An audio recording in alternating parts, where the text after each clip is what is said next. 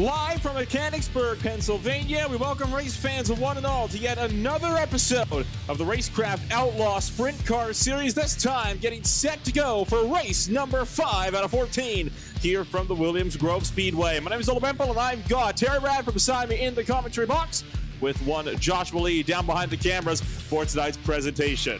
So as we get set to continue to work our way through our Racecraft Outlaws Sprint Car Series season, Terry, you had your first race with us just this past week, and you seem to have enjoyed yourself. We come down to Williams Grove. It's not the fast track, but it's one that is very, very unique in how its cornering profile is laid out.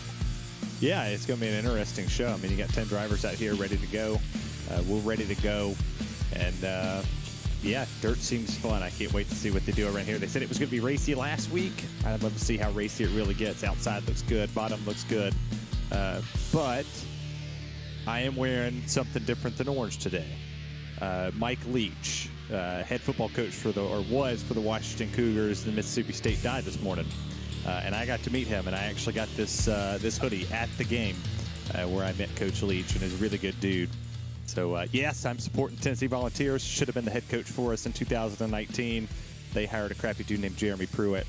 He went off from the Cougs and went to become Mississippi State Bulldogs head coach. So, that's going to be a good one.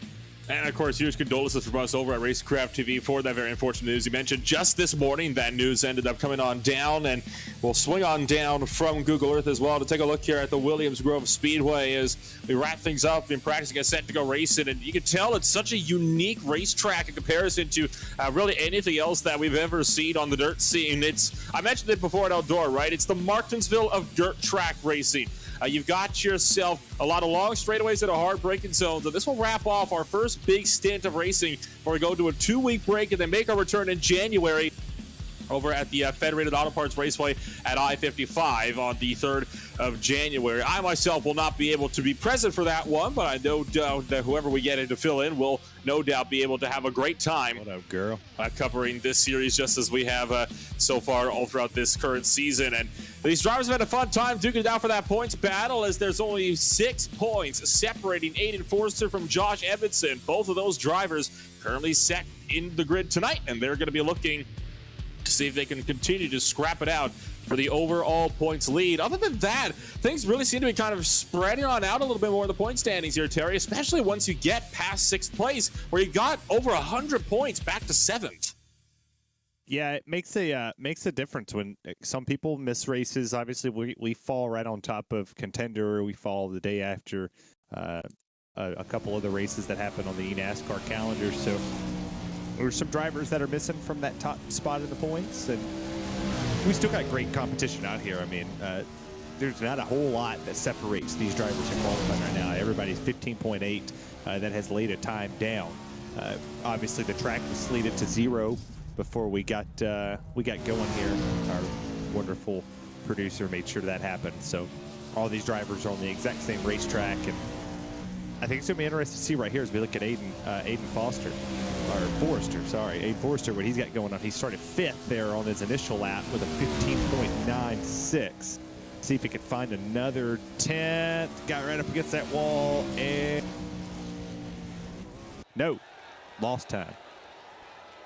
And the frustration set it in clearly as he's going to very much exit the ballpark and kind of swing things on out from there. So it's going to be a fun ride then for a lot of these drivers as qualifying has gotten itself fully wrapped on up with all 10 drivers have been put down qualifying laps. Still waiting on those last couple minutes here to tick on away, but it is exactly 10 cars, which is the exact number of drivers we need for only a single heat race. So we'll be having one 10-lap heat race and then another 35-lap feature event to wrap things on out for our proceedings here tonight. So it's going to be another quick show then, but should be a fun one at that. As qualifying gets all fully wrapped on up, let's take a rundown of your starting grid here for heat race number 1 in your Racecraft Outlaw Sprint Car Series season for race number 5 at Williams Grove. Eric Whitner is on the pole with Evan McFarland back beside him on that front row. Matthew Lind is in 3rd with Dylan Baldwin in 4th. Aiden Forster is 5th. Josh Evans and Terry rounds out the top 6. You go back over to 7, you got Daniel Aish, Kenny Hoffman, Sean Winkler, and Paul Mikolajczyk. Mikolajczyk rounding out the field with a 16.603. That is about 0.8 of a second slower than Eric Whitner's fastest qualifying lap. So we'll be getting ourselves a solid run for the remainder of our heat race as we get set to run things out and see what the situation out there on track is going to look like. With all 10 cars on the track, this really is the best point then, Terry, to use this heat session as a proving ground. See what works at a heat race. You know you're locked into the feature, so you can race as hard as you want here. That way you know what not to do when you get down to those latest 35 laps. Yeah, and the track is not going to change. So, or not going to change. What you race here is what you're going to race in the race as well. So, good little practice session. Try something different. Maybe see a little bit more raciness in this 10 lap race. Everybody's locked in. It's just going to change your starting position. Going to be getting set to go racing this next time by. And you can already see Eric Whitner starting to check up the field here a little bit on this pace lap. He's slowing up to about 33, 32 miles an hour. Wants a bit of extra room to play around with. He knows that pace car is going to turn in late. I imagine he's wanting to back it up enough so that what's going to happen here is when he gets around through 3 and 4, he's going to be able to just launch as soon as they get around a corner X without having to wait for that pace truck to pull off at a pit road. I think he's probably thinking that, and he's also thinking that Sprite Cranberry is the worst Sprite of all time. So he's up there trying to play little mind games to tell everybody else on the field, hey man, you know, they're probably in a deep conversation right now about how Sprite Cranberry is literally the worst Sprite out there. We're back to all of our soda pop decisions and more a little bit later in tonight's event. But for now, Eric Whitner jumps on the loud pedal. We're underway for heat race number 1. He's going to get away well. We're 3 wide down to turn numbers 1 and 2 right behind them. Make that going for 4 off of the second corner down the back straight for the first time tonight. Whitner still leads the way down to 3 and 4 while they go side by side right behind them. Matthew Lynn and Kenny Hoffman going to duke it out and drag race down the front straightaway. Meanwhile, Whitner leads the opening lap to green. Yeah, he got away pretty good there. He's about a half a second away from the field to go back to second to McFarland. They talked about it last week. You see very racy racetrack. I mean, you see 2, 3 wide. You're able to see multiple grooves get there. And I believe that was Baldwin in the 67 that got shot up the racetrack there. It looks like the 11 of Hoffman tried to get that position. Just made slight wheel contact. Just trying to, slam it in there and figure it out. And, man, I was right. It was the 67. Look at me. Green car. Didn't see the number. So far, relatively clean start, but you just saw a bit of a contact. That sent Mikolajczyk getting up and into, believe that was Dylan Baldwin that he got into, and they're going to bang doors again off of turn number 4. That's going to send Baldwin now down the track. So first ball was getting shoved up into the wall, then he got shoved down almost into the inside wall. He's probably going to get a bit more physical if he gets back to the JRV Designs number 65, but for now, we're halfway through heat race number 1 already. Josh Edmondson closing him. Matthew Lane is going to lunge up the inside, trying to go for that 4th position, but no room, and Edmondson going to tuck it in line. Yeah, going here to the pit. Now he's going to try the outside, put his tires up there, and try to ride the cushion a little bit. You don't want to jump it too hard. You have a lot to work with here, as you see. He almost got the wall there. That's the 3. He's fighting with here. He's going to pull the slider there, get all the way up against the wall, use every little bit of racetrack. Caught the wall there. Edmondson just tapping it ever so slightly, but still a good job. He was able to hold on to it. And while we've seen contact so far in these 8 laps, nobody's wrecked yet. Nobody has wrecked yet, I think, is the very key turn of phrase here, but they might if these guys continue to duke it out as they are. Josh Edmondson trying to make the lunge around that inside line of Matthew Lynn still to put himself up in 4th place. That would see him start outside line 2nd row. Make that now for 5th, actually. I was going to take the white flag. Fights also on for 2nd. Meanwhile, Evan McFarland and Kenny Hoffman see if they can scrap it out for that 2nd position for Eric Whitner. He's going to come around through 3 and 4 and go and throw it on in. Whitner wins heat race number 1, and Evan McFarland pulls around the outside of Kenny Hoffman to take the 2nd position away. And all drivers cross the start-finish line. That's going to wrap out heat race number 1 of the night. And we're going to take a look at your official post-race results, where it is, of course, Whitner to take the win over in your opening heat race, with Evan McFarland back in 2nd place by about 1.3 seconds. Less than the 10th off is Kenny Hoffman with Ada Forster back and 4th. Back to Lynn was exactly 4 seconds back in the in the fifth position. That's satisfied if ever I did see it. Josh Evanson is in sixth with Paul Mikulicek in seventh, Winkler eighth, Baldwin and Aish rounded out the top 10 with Daniel Aish being the only driver actually to not finish the race. He didn't even take it to the green flag. He just crossed the line just enough to make himself finish things on up. So heat race number 1 then fully in the books as we're going to see if we can go to a quick break. We'll be back with your feature event here in just a moment.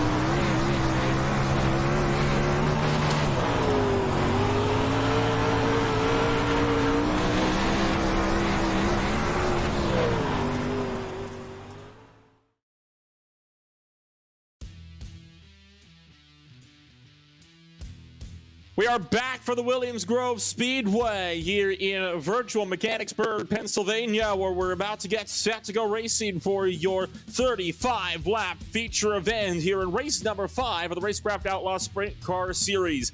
Hello and welcome back. If you're just joining us, my name is Dalton Bempel, Terry Radford, and you've missed out one exciting 10-lap heat race where you saw a lot of drivers doing some experimentations out here, Terry, and we're looking set to see what these guys will be able to do here tonight as we look to see if they can get themselves sorted for a potential exciting 35 laps, just like we had at Eldora 1 week ago. Yeah, I think this racetrack is going to provide a little bit more leverage of what you can do. You don't want to put yourself in a compromised position. You don't want to go to that outside too early until it's all settled in. I think we lost a driver. We go down to 9.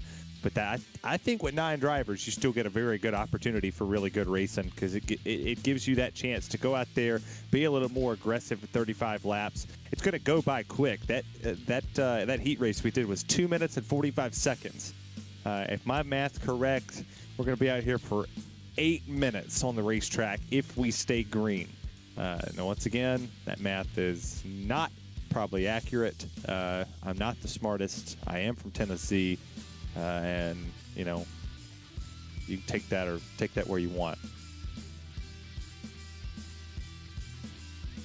Warm-up getting itself all wrapped on up here as these 10 drivers getting set to duke it out for 35 laps around this half-mile clay oval. It's Eric Whitner, your heat race winner by 1.4 seconds, started on pole, with Ed McFarland just eking out an outside row start on the top row of your grid. Kenny Hoffman will be back there in third with Aiden Forster in the fourth position.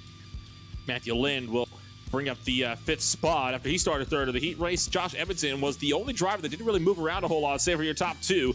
He starts back at sixth. We got Paul Mikolajczyk back there in seventh with Sean Winkler, Dylan Baldwin, and Daniel H. back there in the 10th place position. I think he's the one that dropped. Not 100% sure, but I'm pretty sure he's the one that left. He has not left the track. He just started from he started from pit road in his heat race, and that sounds bored. Sorry? I said he sounds bored. He sounds like a guy that would hate Sprite Cranberry. I don't even have a response to that one at this point. This is stemming all the way back from a Monday night debate that we ended up having when Listen, you were shocked that we didn't have that in Canada. Says that he loves Sprite Cranberry.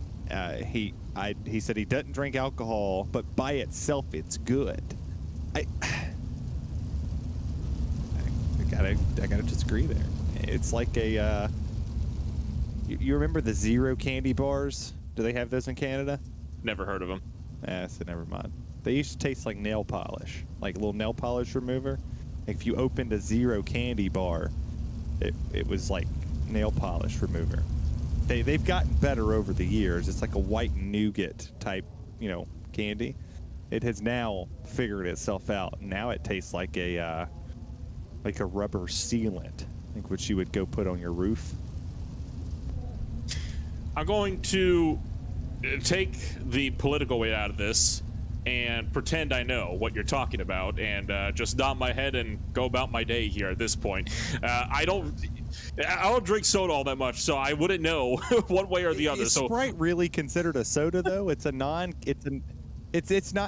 zero sugar, 0 calories. I wouldn't consider it a soda.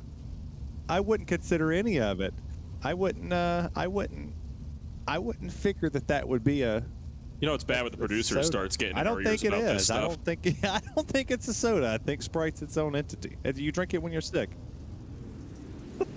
Speed Shot 51's Eric Whitner going to take us to the green flag as we go racing for the Racecraft Outlaws Sprint Car Series 35 lap feature, and we're collecting cars already. One almost up and over, 3, 4 around over in turns 1 and 2, and no yellow flag. Are you kidding me? There was a 4-car pileup and it's somehow not a caution. That is outrageous if you ask me, but what do you know? Here we are, and that all started when Kenny Hobbs got run over by Matthew Lynn. Also collected, ended up being the likes of Sean Winkler and Daniel H. Meanwhile, it is Whitner to lead the first lap back to the green flag, and now he'll try to hightail it down into turns 1 and 2. Now already catch up to some of that lap traffic. One more car stopped on the bottom. Daniel H having another spin, and again, somehow, no caution.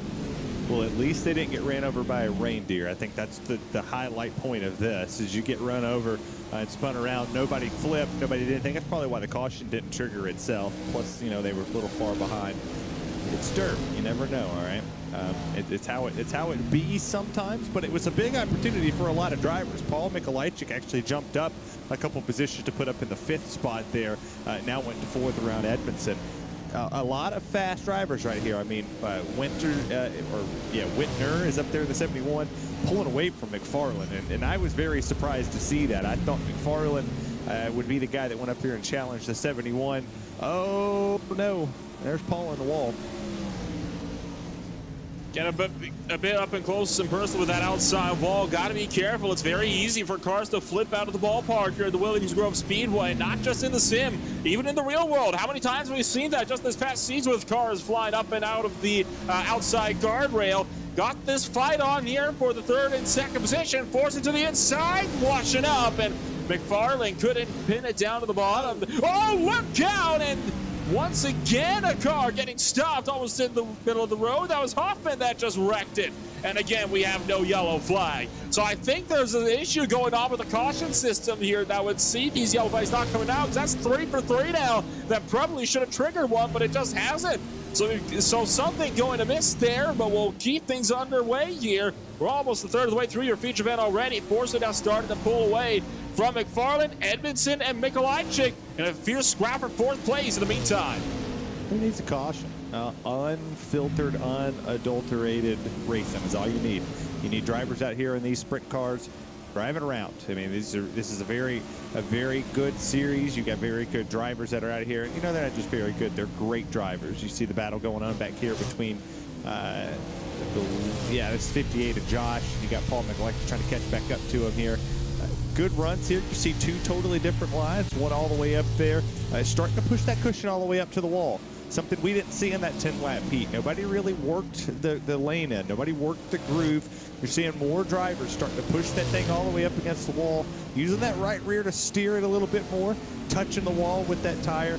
I mean, you see him here just yawing that thing out all the way around the corner, trying to catch Josh Edmondson. And he's doing an all right job up there. I mean, he's doing way better than I would. I probably would have been the guy in one of those trees like an ornament out there at some point. Your whole field starting to spread out around the Williams Grove Speedway, and at this point, as hello, hang on, Paul Mikolajczyk scrambling to the inside. His number is 65, JRB designed 410 sprint car. Well, I was going to mention trying to chase down Josh Edmondson, but he just got up and bounced off one wall right down into the other. So I think that outside lane started to slicken off. And you know what? I actually know what the problem is here. The way the corners are profiled, you go to the bottom of the top so much that when these guys are crossing with the slick stuff on the racing line, they're still trying to get on the throttle while still trying to hang on to it after a corner. That's what's only exacerbated the slide for them off of these corners, which has caused guys like Mikolajczyk to start to get a bit closer to that inside wall, as we got ourselves your race leader lapping the likes of Sean Winkler down in 7th. Yeah, Eric's on a mission here. You see him; he's not wanting to put himself in a bad situation. He's still riding that outside wall. His lap times are just phenomenal. Aiden and Forrester actually put the same lap time as him down there, but on the start, the initial start that we saw, Eric was able to get a big jump. He was about a 1/10.5 faster for a good while there. So he was able to pull a good gap out. You see it starting to close, and then it gains back out. Once he puts himself in lap traffic, you start to see a little bit more issues. But go back out here to the battle for fourth is Josh is trying to keep Paul behind him in that 65 machine. He brings it in a little bit. Lines change a little bit. You get in that rubber. And here comes Baldwin as well. He's starting to catch up here in that 6th place position. We're going to have a 3-way fight for fourth. That 3-way fight for 4 starting to pick on up, and the reason why it's closing in is because Edmondson is taking a really aggressive low-to-top strategy. Here goes Mikolajczyk, bouncing off the outside guardrail, trying to make a move around to the inside line, but no space to make that one happen. Approaching lap 20, it'll be 16 to go, and the line this time by. Mikolajczyk with an aggressive set right down to the inside wall. Can't turn as aggressively as he liked, though, and that's going to give advantage. Edmondson up the top. One up and over. Both of them up and over on the front straightaway, and Mikolajczyk going to get himself rolling here, and that's going to end your fight for the 4th, 5th, or 6th. Well, I guess that's one way to do it. You just make contact there. Josh got away. He's about 3 seconds away from getting lapped, though, so kind of a moot point. But he's still in contention here. He has an opportunity if the leader's going to have to wreck, second's going to have to wreck, and third and fourth's going to have to wreck too. It's going to be pretty substantial, and then Josh has a chance. But it's like a 0.0001 chance. So he still has one. It just sucks, but it's there if he wants it. This is, I think we're looking at your winner here. I think we're looking at the 71, unless he just pulls a me and flips out of this racetrack. I think he's got this one in hand. 12 laps left to go here in the in race number 5 at the Williams Grove Speedway. 5 cars remain on the lead lap. That number is set to go down to 4 as Mikolajczyk trying to see if he can't recover any sort of time for himself. He sits back in the 7th position and just made the move up for 6th as well on Sean Winkler. So Mikolajczyk, despite being crashed out early, still on the move, but unfortunately, I think a top 5 pretty much out of the question at the moment for the number 65 car, barring any other sort of major incidents. Oh, they got to be careful, though, because they got to be McFarland in 3rd trying to get his way around as they're going to take 10 to go. Yeah, Paul caught the wall there. He's going to let him go by, so Winkler goes for the slide. He goes down to the bottom. But in order for Mikolajczyk to get a top 5, he needs Josh to wreck, Winkler to do whatever Winkler's doing, and then he has a chance at a top 5. But that's still a slim chance, right? He still has a chance out there.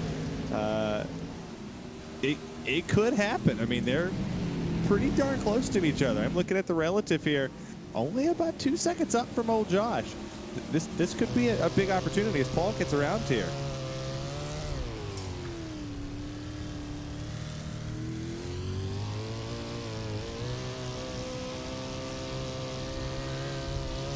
On board with 84 as he runs that top shelf, trying to see if he can just try to hang on to whatever positions he can muster for the time being. He's in a bit of some lucky no man's land because he doesn't have to worry about all the chaos that's going on down in turns 1 and 2, where you got guys like Mikolajczyk, Winter, and Lynn all trying to battle for each other. He is slowly closing in here on your race leader, Eric Winter, but the question is it going to be enough? They got 5 laps to go this time by, and he's still over a 1.5 back. I don't think that's enough for him to reel in. We'll break out my chance calculator again. All it needs is a bubble. That's all it needs. He needs, you know, maybe a kiss of the wall off the exit, maybe jumping the cushion too much there in the corners. It looks like Winter's actually starting to run the lower line, which is actually hurting it. Lifetime-wise, he's slow. No disrespect, Eric. I don't mean it like that. Yeah, he's much slower. He's about a 10th even slower than Aiden Forster at the moment. So that low lane's not really playing any dividends here for Eric. I mean, you see off the rear shot here. What good camera work from our producer guy, old Josh Lee, doing his Josh Lee things. You look at this outside run, and Forster's going to get, man, he just took off 0.3 of a second, and that's going to be a big difference. He's there. Don't go back to the bottom. Go to the top. What are you doing? 2 laps left to go. Aiden Forster running the top shelf. Whitner on the bottom. He's trying to close the gap. He still has a 1.5 laps to do so. Now up to the back end. And at this point, Whitner's going to have to get a little bit worried here. There we go. He's right there as we take the white flag. Aiden Forster running it up to the top side. Whitner forcing it on the bottom. Back straightaway. Let's go. More time around. One chance to get this one. Oh, he's going to the side. Both in the wall. It's a pedal fest on the first straightaway. There we go. Down for the win. Yeah. Forster takes the win. Well, Aaron Winter pops the wheelie and runs across the finish line. Now that's a damn finish. That's how you finish one right there. Come up, block me. Shame on you. You block me once, shame on you. You block me twice, shame on me. Block me the 3rd time, I'm wrecking your ass. That's what that was. And it doesn't look like Whitner was terribly happy with how that went down. Can't say I blame him. Aiden Forster ran over Eric Whitner. What? And I tell you what, that was something and a half. I mean, straight line in his way over into Whitner. But hey, you throw the blocks, what you got to end up doing. But hey, they both ran up into the wall. Whitner went to the top line to try to cut off the run, and well, it was on from there. Aiden Forster taking the win by 3/4 of a second. Forster taking the win by 3/4 of a second over the likes of Eric Whitner, with Evan McFarland back in 3rd. Baldwin was 4th with Josh Edmondson in 5th, and he'll be finishing this race 1 lap down with Winkler, Mikolajczyk, Lynn, Hoffman, and Aish all rounded out your field tonight. And an attrition-filled race in this one, but boy, that was something else, I think it's safe to say. Well, I mean, I bet he's going to be mad, you know, but I mean, you can't. I mean, you can. I guess you can be mad. I can't tell you not to be mad or what you feel, but you're going to go up and throw that damn block. Like, I promise you, I don't think it matters who it is. You throw that up there and make that move. Well, you're going to get popped. And he got popped. Aiden wins this race, and hell, I don't blame him. I've done the same thing. And we're going to kick it on off with Aiden Forster here for your post-race show here from the Williams Grove Speedway. And Aiden, you did what you had to do on that final lap. It was an aggressive move, and Whitner, I think, made the wrong move by trying to stay up on that outside line with you. And, well, you made the move pretty clear. You took the win as a result. Why don't you walk us through what happened on that last lap?